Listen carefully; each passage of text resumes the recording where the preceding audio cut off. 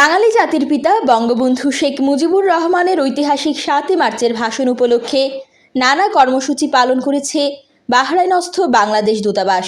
সোমবার স্থানীয় সময় সকাল ৯টায় দেশটির রাজধানী মানামায় বাংলাদেশ দূতাবাস প্রাঙ্গণে পতাকা উত্তোলনের মাধ্যমে শুরু হয় দিবসের কার্যক্রম।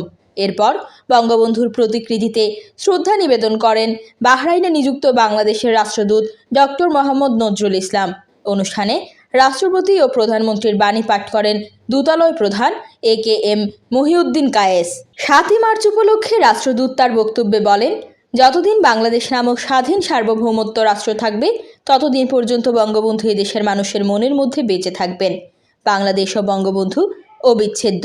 ১৯৭১ সালের ৭ মার্চ রেসকোর্স ময়দানে বঙ্গবন্ধুর দেয়া ভাষণে উজ্জীবিত হয়ে দেশের মানুষ মুক্তিযুদ্ধে ঝাঁপিয়ে পড়েছিল, যার ফলে আমরা লাল সবুজের পতাকা পেয়েছি একটি স্বাধীন সার্বভৌমত্ব রাষ্ট্র।